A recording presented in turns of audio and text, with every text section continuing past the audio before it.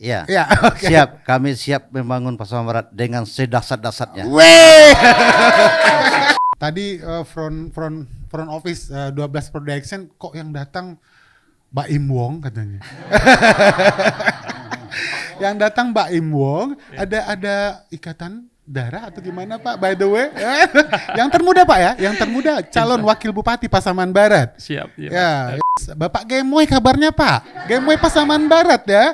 Yang saya baca dari beberapa artikel Gemoy Pasaman Barat kebetulan pasangan termuda dipasangkan dengan yang termuda gitu loh. Ya, saya mendapat gelar Gemo ini waktu pengambilan nomor urut di KPU.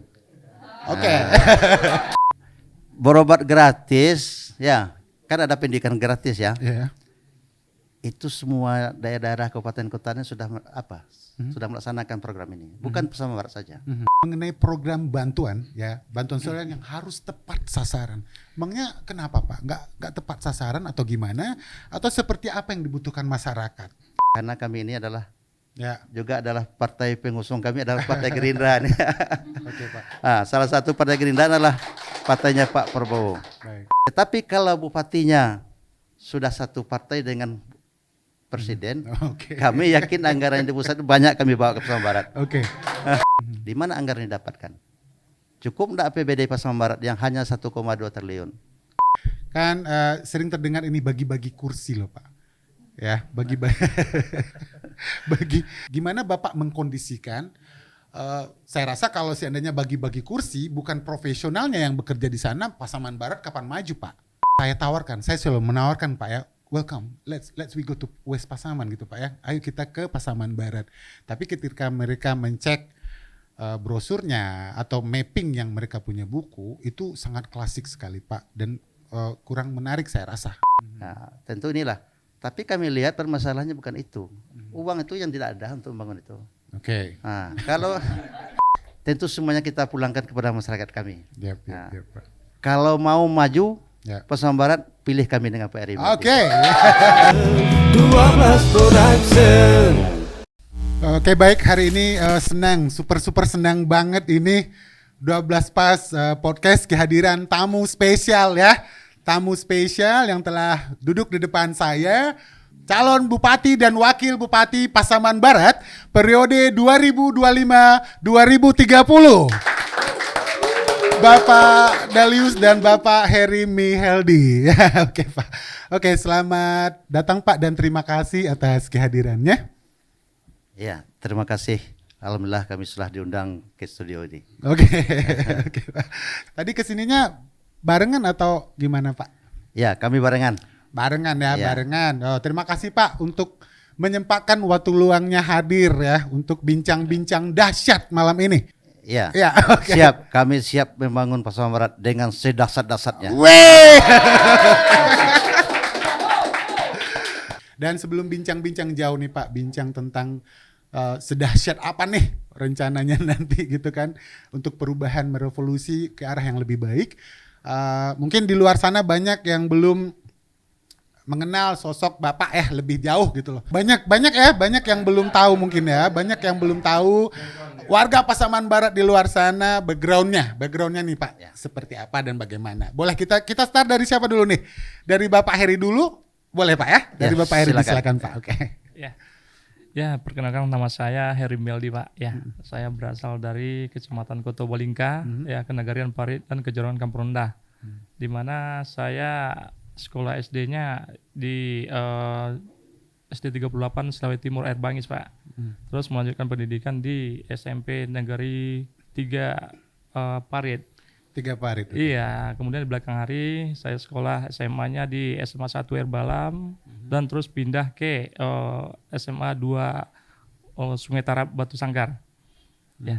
Terus menempuh jenjang pendidikan ya istilahnya kuliah di Bung Hatta, kemudian di belakang hari saya pindah ke UNES. Baik Pak, dengan jurusan apa nih di Bung Hatta? Jurusan hukum Pak. Oke, Ya, hukum. siap. Iya. Prestasi di sekolahnya ada nggak Pak? Waktu dulunya nih SD, SMP ada prestasi nggak waktu itu Pak? Ya, ada di bidang olahraga gitu. Bola kaki? Iya. Oke. Kalau cerita terindah kecilnya nih, itu ada pasti Pak ya, ada pasti ketika kecil kita punya hal-hal yang sulit dilupakan. Ya, sulit dilupakan yang bikin Bapak menjadi Bapak Heri yang sekarang, ya kan? Ya. Apa nih Pak? Boleh Pak diceritakan ke kita nih. Iya. Ya sebetulnya saya sih istilahnya dari awal sebetulnya agak kurang tertarik juga dengan dunia politik. Tapi ya di belakangan hari ya inilah istilahnya membuat itikat kita gimana istilahnya untuk kedepannya Pasaman Barat ini masih banyak yang diperlukan istilahnya kayak orang-orang kayak Bapak Dalius, begitu juga kawan-kawan yang lain kan. Jadi ini kebanyakan kita membantu orang juga nih Pak. Kebanyakan membantu, dengan dibantu yang ya istilahnya yang mengharapkan kita setelah dibantu dia lupa sama kita. Iya gitu. Ya. Tadi front office 12 production kok yang datang Mbak Im Wong katanya. Yang datang Mbak Im Wong, ada ikatan darah atau gimana Pak? By the way, yang termuda Pak ya, yang termuda calon wakil bupati Pasaman Barat. Siap. Ya, oke. Keren banget, sekali lagi plus yang meriah buat Bapak Heri Miheldi, calon wakil bupati Pasaman Barat. Kita lanjut Pak ya kepada Bapak Dalius. Bapak Gemoy kabarnya Pak? Gemoy Pasaman Barat ya. Yang saya baca dari beberapa artikel Gemoy Pasaman Barat kebetulan pasangan termuda dipasangkan dengan yang termuda gitu loh. Ya, saya mendapat gelar Gemoy ini waktu pengambilan nomor urut di KPU. Oke. Tanpa disangka dan dikira kami dapat nomor urut 2. Maka para pendukung dan simpatisan yang hadir waktu itu kami disorakin. Ya. Hidup Gemoy. Karena waktu itu, waktu Pilpres, Pak Prabowo ini kan sudah lekat namanya dengan Gemoy. Nah, jadi saya ini kiranya badannya udah besar ya. Dan kebetulan yang termuda juga. Yang termuda. Oke. Kebetulan kami diusung oleh Partai Gerindra.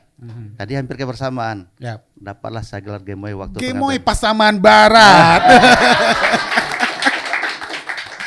Oke Pak. Oke. Ya. Sedikit diceritakan Pak gimana nih schoolingnya dulu Pak. Sekolahnya, edukasinya di mana? Siapa tahu Bapak hobinya dulu panjat tebing atau misalnya mandi sungai ya kan. Banyak yang pengen tahu gimana sih flashback masa childhoodnya Bapak, masa kecilnya yang indah atau gimana. Boleh Pak? Kita tahu nih. Ya. Kalau dulu waktu saya masuk SD itu tahun 75. Ini jalan lintasnya belum ada nih. Oke. Nah, jalan kalau kita mau ke Padang harus melewati Talu, Panti, Bukit Tinggi baru sampai ke Padang. Itu berapa itu? 24 jam lebih ya. Nah, itu. Jadi pengalaman kami waktu itu ya kami sekolah di Kinali. SD Negeri Kinali. SD Negeri. Waktu dulu ini listrik belum ada lagi nih. Listrik belum ada. Dan dari kampung kami ke tempat sekolah itu berjalan kaki. Nah, jaraknya lebih 1 kilo. Itu kami lalui. Itu tahun 75. Sampai kami sekolah selama SD 6 tahun. Kemudian tahun 81 kami masuk sekolah SMP. SMP Negeri Kinali. Itu ke sekolahnya juga pakai jalan kaki. Jalan kaki juga. Jalan kaki lebih 3 kilo satu hari. Itu perginya saja yang 3 kilo. Pulangnya juga berarti 6 kilo. 6 kilo lebih. Nah, itu pengalaman waktu masih kecil. Mungkin banyak itu masa-masa indah pas pulang pergi Pak ya. Ketemu ibu pas jalan itu Pak, bukan? Pas pergi sekolah. Saya ketemu ibu, kebetulan kami satu lokal. Ibu. Oke. Kami sudah berkenalan dari kelas 1 SD. Dan mulai dekat waktu kelas 2 SD. Dan berseminya beda dulu dengan sekarang. Kalau dulu kalau kita jatuh cinta kepada seseorang itu tidak ditegur. Oh ya. Malahan malu-malu. Malu-malu Pak ya. Pakai surat mungkin dulu Pak ya. Oke.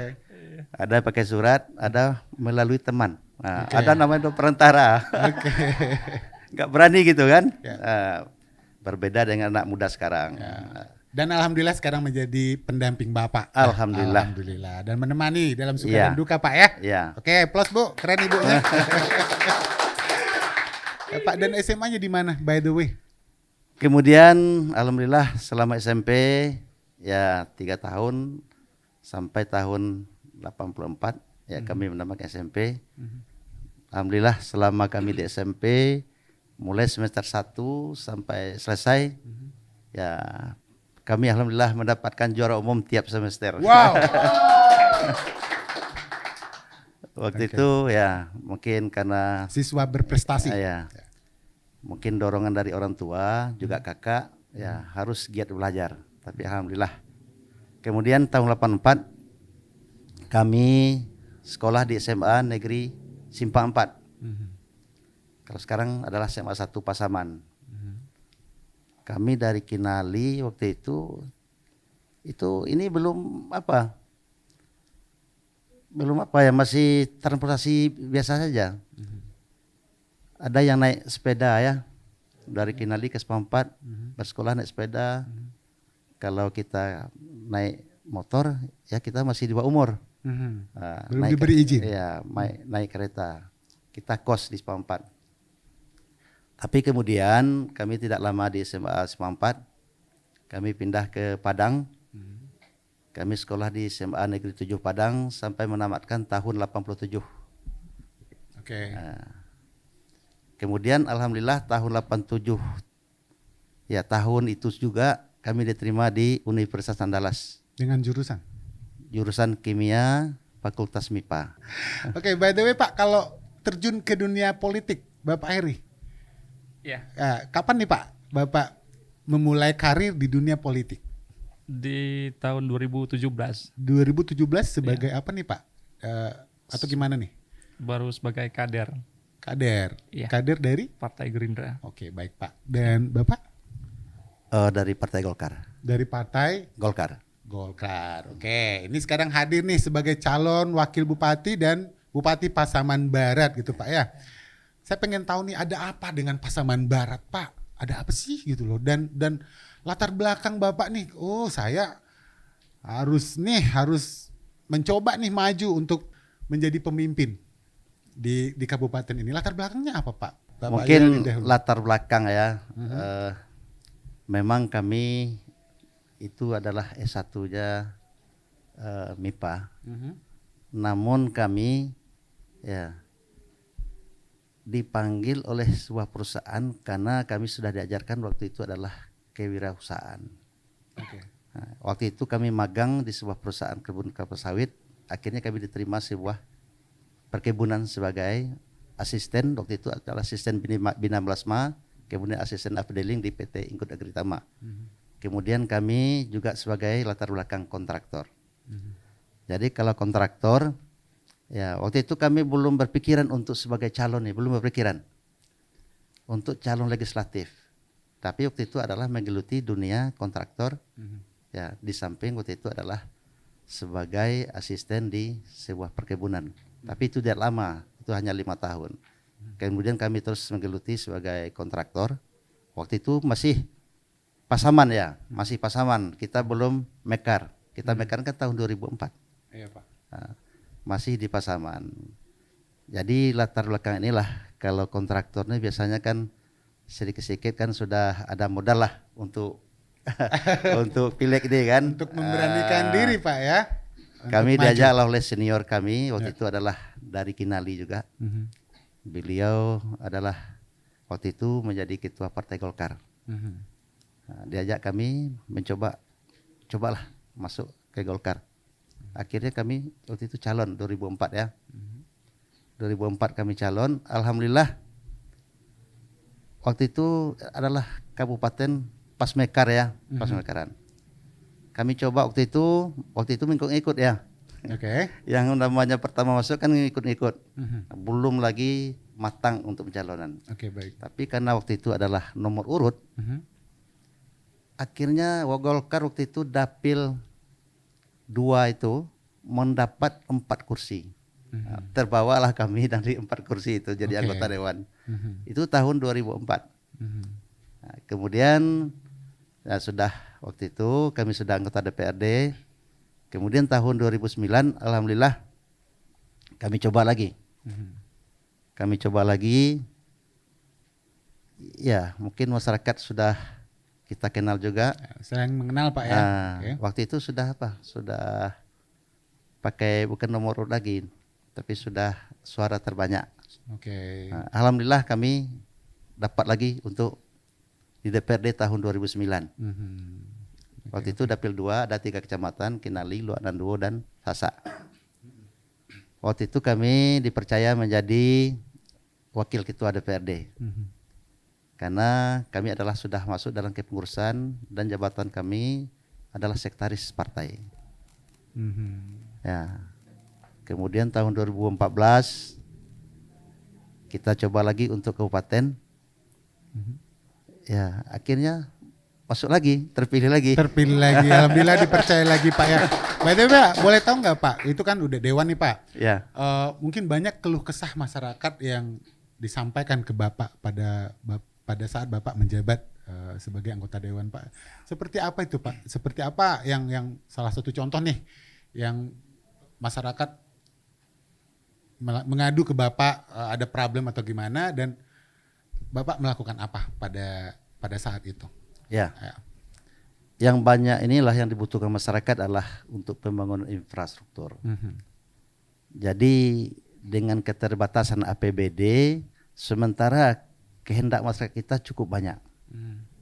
Itu yang paling banyak itu adalah meminta bagaimana ada jembatan dan jalan untuk ke daerah ya konstituen kita. Karena ini adalah 3 kecamatan. Oke. Namun tentu dengan anggaran yang terbatas, tentu prioritas ini tentu semuanya tidak bisa kita bangun. Tentu ada prioritas-prioritas. Mana yang sangat prioritas bagi kita, mungkin itulah yang dahulu kita utamakan. Oke, baik. Apalagi di samping jalan lingkungan yang masih banyak membutuhkan, yang dibutuhkan adalah jalan untuk ke lokasi perkebunan.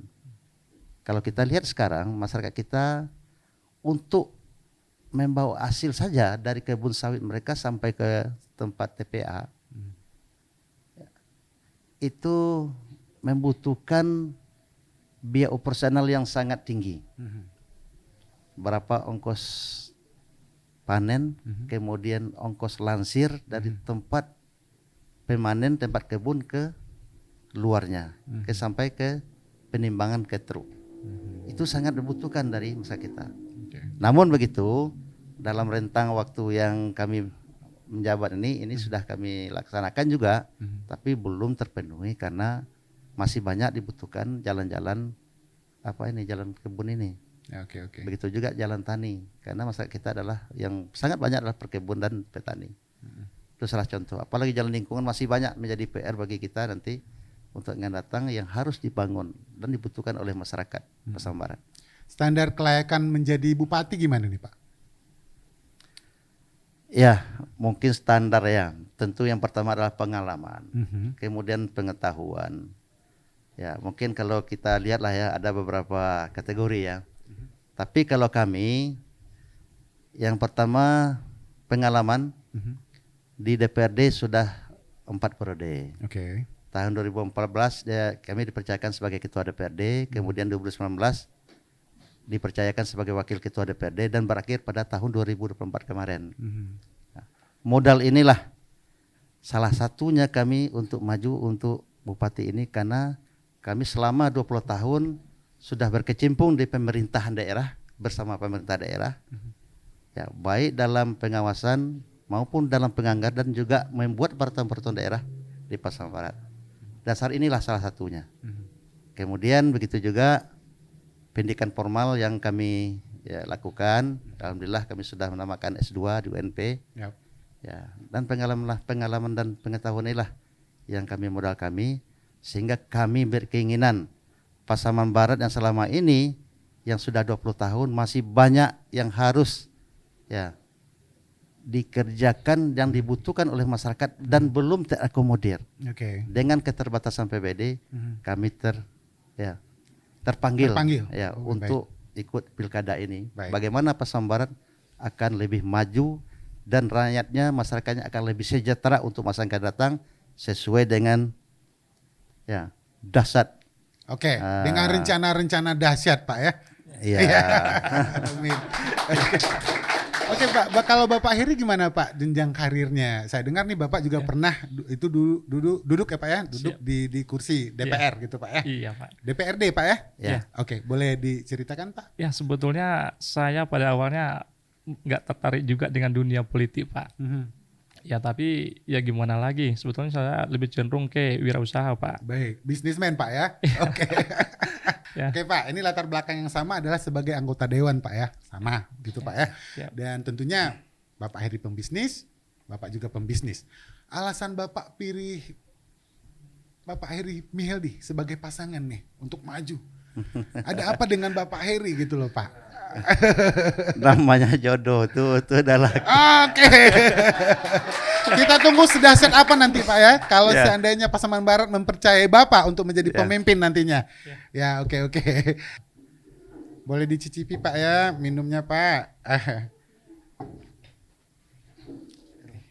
Hidangan dari 12 pas podcast. Kita mungkin langsung Pak ya, ini banyak banget rencana-rencana keren yang akan dilakukan oleh Bapak dengan visi apa Pak? kami sudah sepakat dengan Pak Rimeldi bagaimana 5 tahun ke depan ini untuk membangun Pasaman Barat.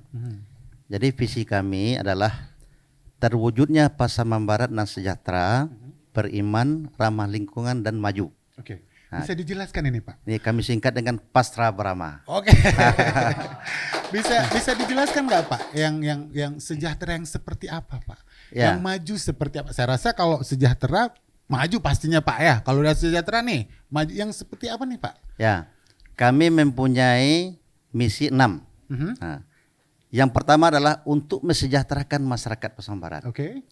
Kami mempunyai 3 program dari mesejahterakan ini. Yang pertama adalah kami dengan Pak Rimeldi ini akan berupaya meningkatkan perekonomian masyarakat Pasaman Barat melalui sektor pertanian, perkebunan, perikanan dan UMKM. Jadi disinilah yang 4 bidang inilah kami coba bagaimana selama ini masyarakat kita ya seperti perkebunan tadi mungkin biaya operasionalnya untuk meningkatkan untuk mengeluarkan hasil mungkin agak sulit. Tentu kami adalah apakah nanti akan kami upayakan. Gimana langkahnya Pak? Ya, itu sektor perikanan agar berkembang Pak. Langkah apa yang Bapak lakukan? Ya. Yang pertama perikanan ya. Perikanan kita 5 kecamatan yang memiliki laut, Kecamatan Kinali, Sasak Ranah Pasisir, Sungai Aur, Kota Belingka dan Sungai Bremas. Dari 5 ini yang infrastrukturnya sampai ke daerah laut baru 2. Oke. Yang jalannya bagus, Air Bangis dan Sasak. 5 kecamatan lagi, ini adalah menjadi PR untuk bupati yang akan datang. Bagaimana infrastruktur jalan menuju daerah pantai ini harus selesai. Ya. Karena salah satunya hasil tangkap ikan ini, kalau jalannya tidak bagus, tentu mengeluarkan hasil ikan dari nelayan ini akan agak sulit. Sehingga ikan itu dijual di tepi pantai aja. Nah, tapi kalau jalannya bagus tentu bisa langsung diekspor. Yang kedua adalah pemerintah ya harus berupaya bagaimana membantu para nelayan. Yang pertama armada, yang kedua adalah alat tangkap. Kita lihat armada penangkapan dan alat tangkap nelayan kita di banyak yang masih tradisional. Seperti pancing biasa gitu Pak ya? Ya pakai pakai sampan istilahnya kan. Baik. Tetapi kalau bantuan itu seperti kapal-kapal seperti 30 GT dan lain-lain, apakah melalui kelompok-kelompok nelayan dan juga alat penangkapan yang agak canggih, tentu nelayan kita akan banyak menghasilkan ikan dari laut.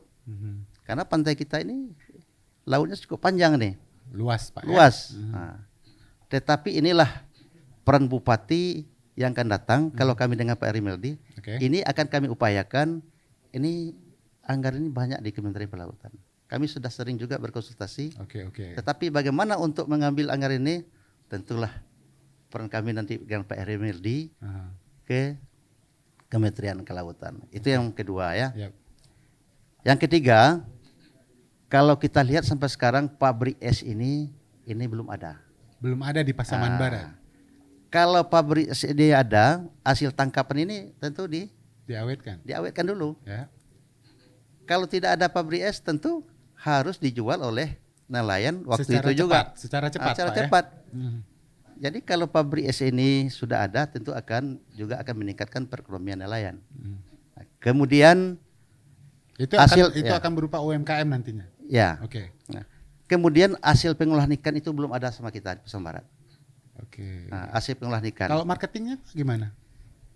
Kalau pemasaran, kalaulah semuanya itu ada, jalannya bagus, pabrik es ada, hasil pengolahan ada, tentu pemasaran ini akan lebih bagus. Karena para nelayan ini akan dijamin oleh pemerintah daerah. Nah, tentu peran pemerintah daerah lah kepada masyarakat, kepada nelayan, bahwa ini perlu dibantu nelayan kita agar kesejahteraannya juga akan bertambah, ya, akan bertambah. meningkat. Baik. Ya, tiangnya kuncinya adalah pemasaran ini. Oke, Mas. Kalau pemasarannya kurang, Mhm. tentu ya harga ikan sangat murah, ya apa adanya lah. Tapi kalau pemasarannya bagus, ini akan ikan kita adalah juga ikan nilainya ekspor dan juga ke daerah-daerah lain, provinsi lain juga membutuhkan ikan dari kita. Oke, baik Pak. Ya. Itu adalah sub kedua Pak ya. Sub Ya. kedua dari program pertama Bapak adalah meningkatkan kesejahteraan masyarakat. Ya, itu program kedua. Program ke-1 adalah meningkatkan akses dan kualitas layanan kesehatan dan pendidikan. Ya. Gitu Pak ya. Ya, Kualitas seperti apa yang Bapak tingkatkan di bidang kesehatan? Dan sementara kita tahu bersama Pak ya, masyarakat Pasaman Barat ini udah tahu nih mendapatkan program berobat gratis UHC. berobat gratis, ya kan ada pendidikan gratis ya. Ya. Itu semua daerah-daerah kabupaten kotanya sudah sudah melaksanakan program ini. Bukan Pasaman Barat saja, sudah melaksanakan. Oke. Karena negara itu wajib melindungi masyarakatnya. Nah, tetapi kami dengan PRI Meldi, ya program ini tentu akan program berobat gratis ini akan kami lanjutkan, Baik. tetapi program UHC yang berkualitas. Nah, ini ada triknya sama kami, bukan yang seperti sekarang. Bagaimana yang berkualitas? Ya tentu akan kami jabarkan nanti bahwasanya program UHC ini akan lebih termanfaat bagi masyarakat. Ya tidak ada lagi ya yang tumpang tindih dan lain-lain. Kemudian yang perlu dibenahi adalah ada akses dan kualitas. Kita lihat sarana dan prasarana. Kita contohkan sajalah. Puskesmas rumah sakit. Baik. Kita punya puskesmas di Pasaman Barat ada 20. Rumah sakit di Pasaman Barat ada 3. Bagaimana sekarang kita lihat sarana dan prasarananya? Bagaimana bangunannya? Bagaimana fasilitas yang ada di rumah sakit maupun di puskesmas? Kalau kami lihat ini masih perlu dibenahi dan harus digenjot untuk anggarannya. Oke. Ya, supaya By the way, kalau misalnya ini oke nih Pak, anggaran bayangannya dari mana tuh Pak kalau seandainya ini butuh perubahan nih, rumah sakit ini dibenerin nih gitu loh Pak. ya, tentu kalau kita lihat ya, kami lihat program apalagi 5 tahun terakhir. Ini rumah sakit kita ini kan harus kita benahi. Tetapi tiangnya ya tentu pemerintah daerah. Kemana diarahkan pembangunan? Baik. Apakah mau ke jalan, ke rumah sakit itu bisa kan? Anggaran kan ada, walaupun sedikit tentu dari bupati inilah kemana arahan yang diutamakan, yang menjadi utama. Kita lihat rumah sakit ya masih harus ditambah pembangunan. Kemudian kita lihat puskesmas yang sekarang sebagian ada rawat inap, ya sudah ada rawat inap, tetapi belum ya fasilitasnya belum dilengkapi. Ya. Oke. Puskesmas kan sudah banyak, ada yang sudah rawat inap. Yap. Kalau sudah dilengkapi fasilitasnya, dokternya yang cukup, kemudian ruangannya yang sudah memadai, kemudian peralatannya yang cukup untuk rawat inap, tentu masa kita kalau memang sakit tidak perlu lagi ke rumah sakit, di puskesmas kan masih bisa. Tetapi sekarang kami lihat dokter saja di puskesmas ya belum memadai. Sehingga nanti kalau rawat inap tentu harus ada dokter jaga dan juga ada yang pagi bergiliran. Sekarang bagaimana? Itu adalah untuk pagi saja, untuk malam tidak ada dokter. Oke. Itu yang terjadi sekarang di puskesmas di Pasaman Barat. Oke. Sehingga sebentar dirawat di puskesmas dirujuk ke rumah sakit. Malah di rumah sakit kita pun fasilitas kan masih harus juga dibenahi. Malahan ya tidak cukup peralatan-peralatan, malahan kita dirujuk ke daerah lain. Ya ke Padang atau Bukit Tinggi. Siapa yang mendapat hasil dari HC ini? Tentu rumah sakit yang daerah tujuan dirawat. Apakah di Padang atau di Bukit Tinggi. Sedangkan yang membayar HC ini pemerintah daerah Pasaman Barat. Yang mendapat daerah lain.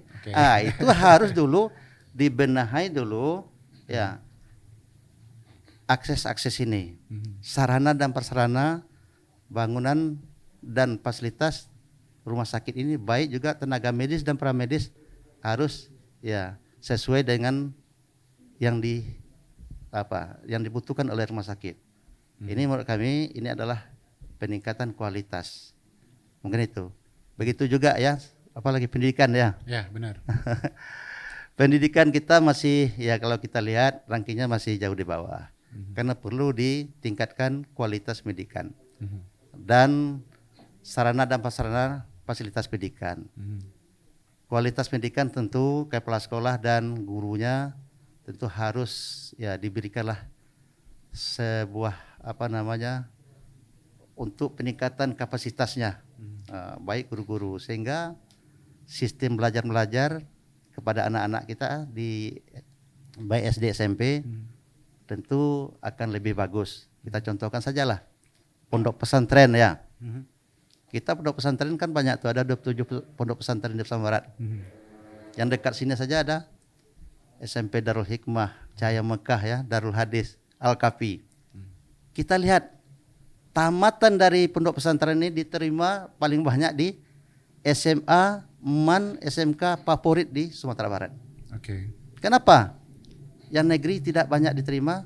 Tentu itulah tugas Bupati kami dengan Pak Heri Meldi. Bagaimana untuk meningkatkan kualitas anak-anak didik kita nanti yang tamat dan baik SD SMP juga berprestasi di tingkat Sumatera Barat. Tentu kami punya trik juga dengan Pak Heri Meldi nanti ya. Ya Pak. Oke, luar biasa Pak ya. Oke, saya baca lagi nih ada mengenai program bantuan ya, bantuan sosial yang harus tepat sasaran. Emangnya kenapa Pak? Nggak tepat sasaran atau gimana? Atau seperti apa yang dibutuhkan masyarakat? Ya. Memang masyarakat membutuhkan bantuan ya, apalagi masyarakat kita yang kurang mampu. Masyarakat yang kurang mampu di Pasaman Barat masih banyak. Kita contohkan rumah tidak layak huni saja, itu masih banyak Pak. Kalau tidak salah kami masih lebih 75.000 lah. Tetapi bagaimana bantuan dari pemerintah kepada masyarakat ini? Anggaran ini di Kementerian PUPR itu cukup banyak. Melalui Pokir DPR RI, Bapak kita di DPR, anggota DPRD cukup banyak. Di provinsi cukup banyak. Dan di APBD, walaupun APBD terbatas, ada. Bagaimana dengan kami dengan Pak Heri Meldi menuntaskan bantuan terhadap rumah tidak layak huni ini?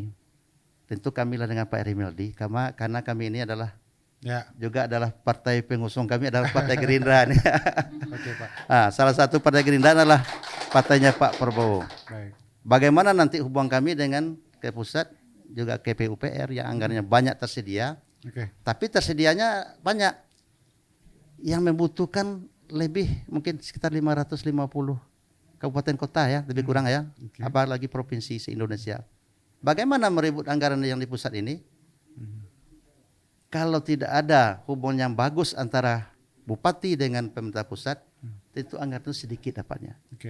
Tetapi kalau bupatinya sudah satu partai dengan presiden, kami yakin anggaran yang di pusat itu banyak kami bawa ke Pasaman Barat. Banyak ini banyak bantuan Pak. Yang kalimat barusan dalam misi itu adalah tepat sasaran gitu loh Pak. Gimana cara Bapak action-nya agar benar-benar tepat? Karena banyak data di lapangan mungkin ada koneksi, bukan dia nih yang harusnya dapat, dia yang ambil gitu loh Pak. Gimana cara kinerjanya Pak? Triknya nih agar memang pada bantuan yang diberikan benar-benar penerima itulah yang layak gitu loh Pak.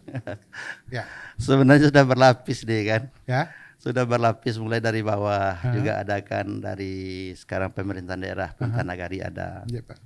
Kemudian dari dinas PU juga dengan Perkim juga ada. Ya, ini ada UPTD-nya di kecamatan-kecamatan yang mendata. Tentu ini ada kriterianya, tentu ada. Yap. Sesuai dengan peraturan yang berlaku lah. Mungkin apakah di Kementerian PUPR. Tentu ada petunjuk teknis. Nah, semua ini tentu petugas-petugas di lapangan ini, Di lapangan yang akan mendata. kami yakin tentu tidak akan pasti akan salah tepat sasaran. Ya. Oke.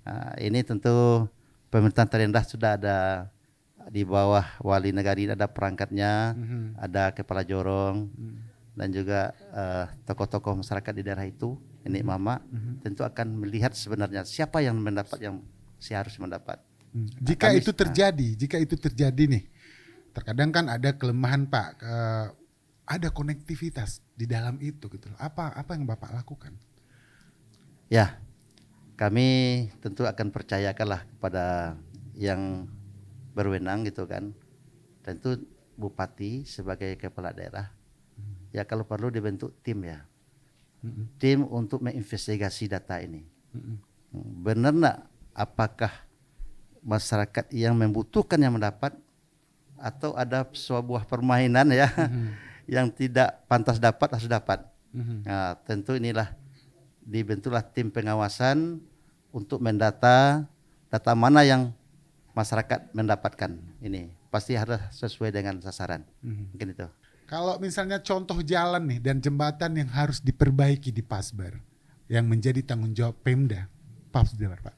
Ya, yang menjadi tanggung jawab Pemda Pasbar apa? Jalan yang harus diperbaiki di Pasaman Barat, dan itu tanggung jawab. Sebenarnya begini ya. Ya. Undang-Undang nomor 2 ini tentang jalan, Undang-Undang nomor 2 tahun 2022 tentang jalan, sekarang sudah ada memverifikasi. Jalan nagari harus dianggarkan oleh pemerintah nagari. Jalan kabupaten harus dianggarkan oleh APBD kabupaten. Jalan provinsi adalah untuk APBD provinsi. Jalan nasional adalah untuk APBN. Namun kalau kita lihat yang sangat dibutuhkan di Pasaman Barat adalah jalan lingkungan, jalan nagari-nagari, atau jalan desa.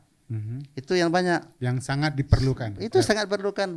Kita contohkan jalan lingkungan. Kenapa nih Pak diperlukan? Jalan lingkungan ini itu diprioritaskan adalah jalan nagari. Oke, kenapa nih sangat diperlukan kalau jalan di nagari itu? Ya memang itu yang belum dibangun. Oke. Memang itu. Kalau jalan kabupaten itu prioritas beda lagi rumusnya, menghubungkan satu kecamatan dengan kecamatan lain, atau dengan nagari satu dengan nagari lain, itu baru jalan kabupaten. Itu terdaftar dalam jalan kabupaten. Jalan provinsi adalah menghubungkan satu kabupaten dengan kabupaten lain. Kalau kita masih ada jalan provinsi, seperti Sepampat Talu sampai ke perbatasan, itu jalan provinsi, karena menghubungkan Pasaman dengan Pasaman Barat. Kalau jalan nasional jelas menghubungkan dua provinsi, Ya. Sumatera Utara seperti dengan Sumatera Barat. Itu jalan nasional. Itu jalan nasional ya. Yep. Jalan provinsi adalah menghubungkan dua kabupaten. Tentu bagi kita yang menjadi kebutuhan masyarakat Pasaman Barat adalah jalan nagari ini, jalan lingkungan. Bagaimana jalan lingkungan? Kalau kita lihat definisinya harus dibangun oleh pemerintah nagari. Tetapi tanda kutip, kalau pemerintah nagari tidak sanggup, pemerintah kabupaten boleh membangun. Pusat boleh, provinsi boleh. Nah, untuk itulah bagaimana cara membangun? Tentu yang pertama ada istilahnya ada bantuan khusus ya untuk nagari. Kemudian langsung memang instansi terkait atau dinas terkait membangun ke nagari. Nah, itu tentu nagarinya memang tidak sanggup dengan anggaran nagari. Ya, buatlah sebuah pernyataan bahwasanya nagari tidak sanggup. Tentu dibangun oleh kabupaten dan provinsi. Kalau perlu pusat. Tentu bagaimana untuk mengambil dana ini baik dari pusat maupun provinsi. Nah, tentu kami DKP RMLD sudah siap untuk itu. Oke, sudah siap preparing Pak ya. Ya, Oke, ya baik. kalau kita tidak siap, bagaimana pemerintah pusat untuk memberikan uang kepada kita? Yap, yap. Nah, tentu jelaslah kepala dinas terkait nanti siapkan proposal, siapkan negosiasi atau pendekatan kepala daerah kepada pemerintah pusat. Pusat Pak Nah, ya. itulah kalau dua hal itu tidak Oke. dilaksanakan tentu akan agak rumit. Oke, baik Pak. By the way nih mengenai jalan nih Pak. Ya. Berapa kilometer panjang ruas jalan di bawah tanggung jawab Pemda Pasbar? Kiranya berapa Pak? Ya, saya mungkin tidak ingat juga ya berapa jalan kabupaten yang panjang, tetapi yang sudah terdaftar ya. Baik. Nah, ini kan sudah ada SK Bupati kan sudah ada mana yang jalan kabupaten, mana yang jalan provinsi, mana yang jalan nagari ini sudah ada. Ya, tentu kalau sudah ada ini tentu pemerintah daerah juga memprogram mana yang sudah selesai, mana yang wajib dibangun cepat, mana yang prioritas kedua. Tentu Bupati dengan kepala dinas terkait juga akan merumuskan hal ini. Di mana anggaran didapatkan? Cukup enggak APBD Pasaman Barat yang hanya 1,2 triliun? Sementara belanja publik ini cukup banyak. Belanja pegawai cukup banyak, belanja publik hanya sedikit. Nah, ini yang menjadi masalah sekarang. Nah, tentu punya program yang jelas dari bupatinya nanti bersama kepala dinas terkait. Baik Pak. Ini minum boleh ya? Boleh dong Pak, disilakan Pak. Disilakan Pak.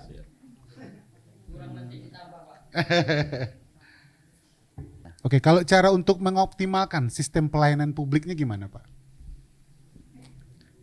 Mengoptimalkan. Gimana nih kiat-kiat Bapak agar optimal pelayanan publiknya?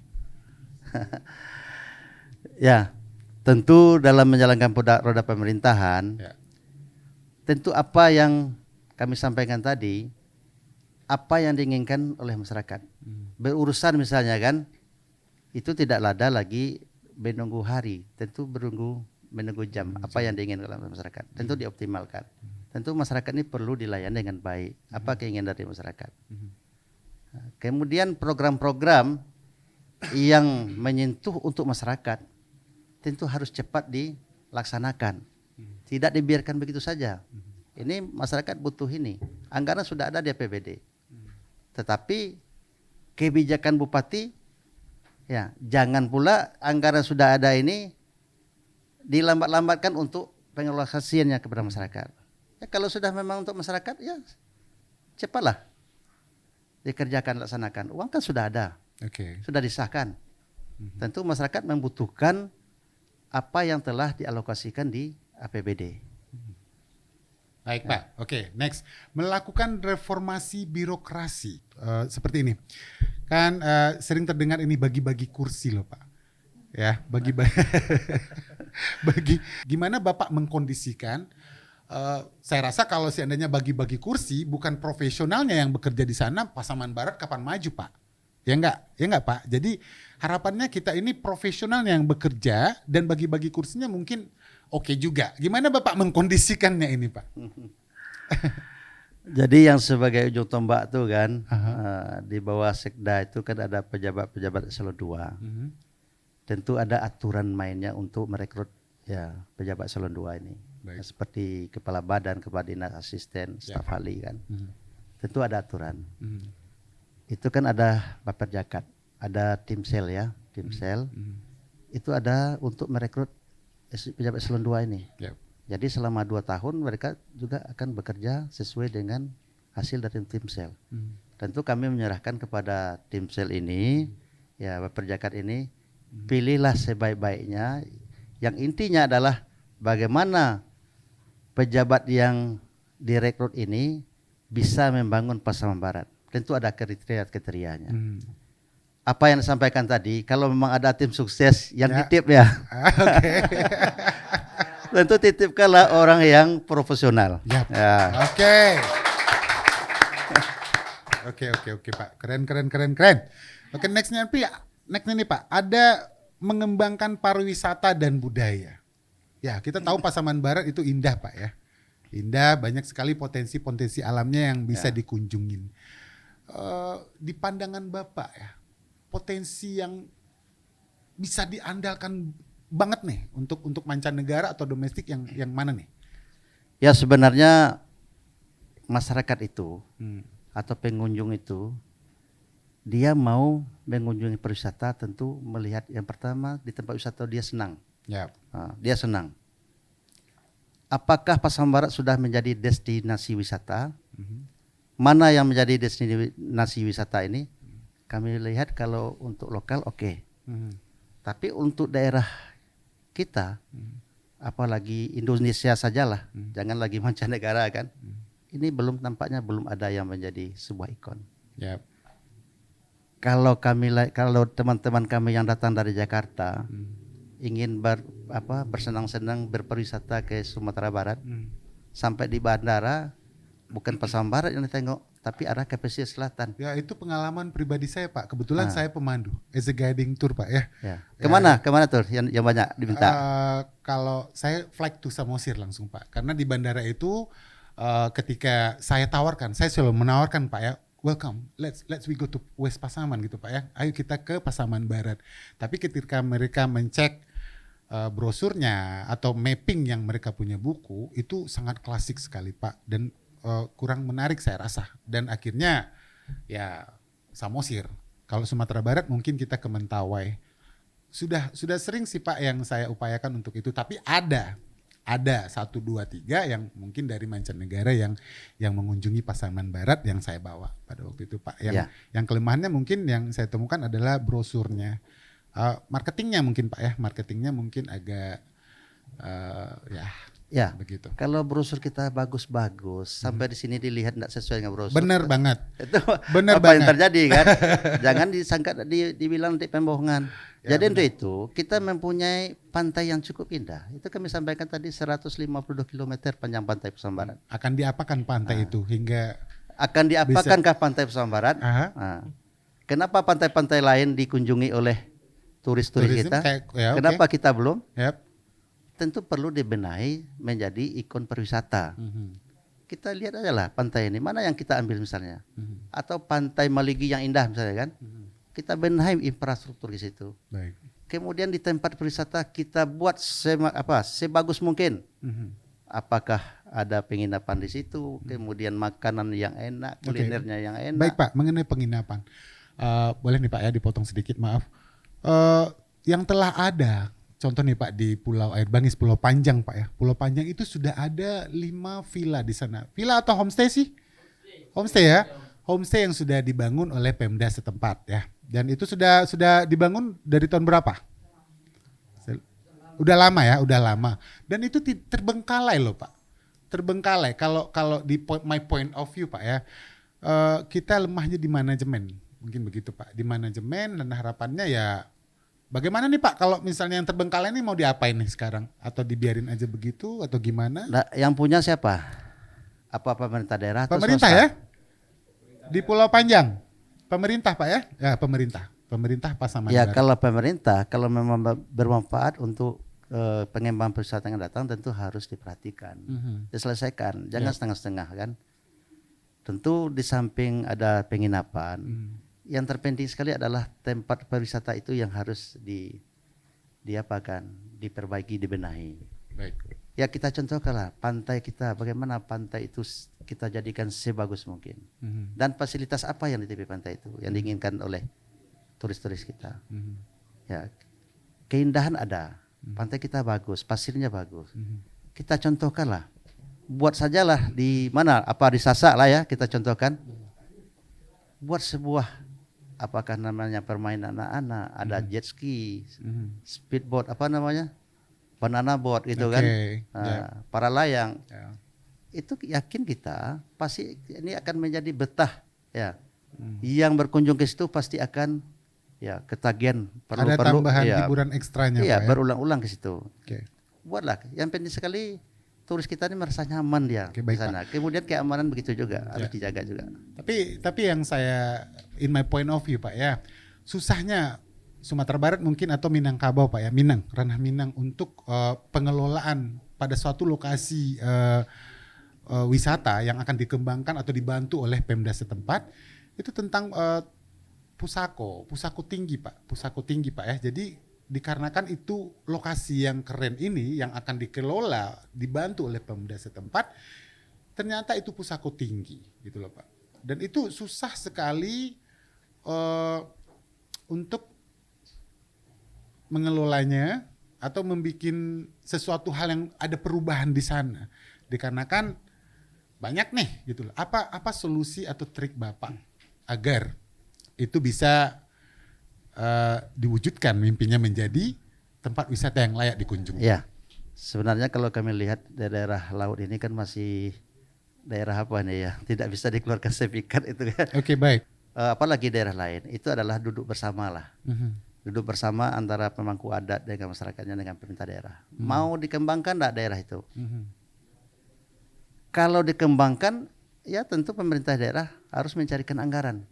Apakah melalui APBD, APBN, APBD provinsi, atau pihak swasta yang ingin berinvestasi di situ. Nah, tentu harus ada kesepakatan dengan nenek mama setempat. Baik. Tentu yang andaikan daerah tersebut dibuatkan sebuah pariwisata, tentu yang akan makmurnya juga daerah penduduk daerah setempat juga. Mereka bisa berjualan, yang lain-lain bisa juga pemandu, juga bekerja sebagai apa yang di sana, apakah kita ada misalnya jet ski-nya, dia juga bisa terus sebagai pemandu di situ. Banyak. Tentu akan meningkatkan perekonomian lokal. Nah, tentu inilah. Tapi kami lihat permasalahannya bukan itu. Uang itu yang tidak ada untuk membangun itu. Oke. Nah, kalau daerah banyak yang akan dibangun, dijadikan. Ya, benar. Kita lihatlah di Gunung Talamau, itu bagus. Kemudian dikenali ada Embung Sopan. Bagus, masyarakat bermohon untuk dijadikan objek wisata. Tetapi akses jalan ke situ saja belum sampai sekarang. Baru jalan ke sana aja pakai mobil nggak bisa. Nyangkut mobilnya itu di jalan kan. Ya, tapi kalau harapan saya jadi pemandu yang memang jalan di bawah Pak ya. Kalau itu sumber daya alam, mungkin akses jalan besar mungkin yang kita butuhkan. Tapi alam yang bersangkutan itu nggak berharap banget untuk dibangun sih. Tapi kebersihan, ya sadar sampahnya dan manajemennya seperti apa gitu loh Pak. Agar itu menarik dikunjungin gitu loh Pak. Percuma aja dibangun misalnya ini contoh nih, ada suatu lokasi yang bagus, dibangun gedung bertingkat, keren banget tapi sampahnya berserakan. Ya kalau levelnya mancanegara Pak, mereka emosi banget itu lihatnya Pak. Ini apa ini? Harapannya Pak ya in manajemen gitu loh Pak. Dalam manajemen untuk tempat yang dikunjungi gitu loh Pak. Ya. Tentu semuanya itu ada aturan. Kemudian bupatinya juga nanti dari Dinas Pariwisata ditugaskan untuk itu. Nah, jadikanlah Pasaman Barat ini jadi destinasi wisata yang diminati oleh turis-turis mancanegara dan juga turis lokal, kan itu kan? Nah, tentu semuanya harus apakah kebersihannya, keamanannya. Festival nih, ada festival Bapak tulis, ada festival budaya yang harus ditonjolkan. Gimana nih Pak, kalau festival yang seperti apa? Kalau di Pariaman mungkin ada Oyak Tabu ya. Kalau Pasaman Barat kita apa? Mungkin. Jadi begini ya, mungkin kalau itu kan pariwisata ya, mungkin kebudayaan. Kebudayaan kita ada kebudayaan Minang. Kita lihat tiga warna Pak ya. Ada ronggeng. Dari Jawa juga ada kuda kepang reo dan juga dari Mandailing gitu kan. Ada Gendang 9 ya. Tentu itu yang dilestarikan itu. Semuanya itu butuh anggaran. Kami lihat aja lah. Ini waktu kami di DPRD kemarin, kami siapkan poker untuk itu. Malah tidak laksanakan oleh dinas tersebut. Mereka butuh sentuhan dari pemerintah daerah. Ya benar banget Pak. Peralatan, pakaian dan lain-lain. Kalau itu telah disentuh oleh pemerintah daerah, kami yakin semua kesenian-kesenian tradisional ini akan bangkit, akan bergairah, akan bersemangat. Ya mereka tentu butuh peralatan, butuh semangat dari pemerintah daerah. Nah, sehingga sekarang kan kita masih tertinggal kesenian tradisional ini.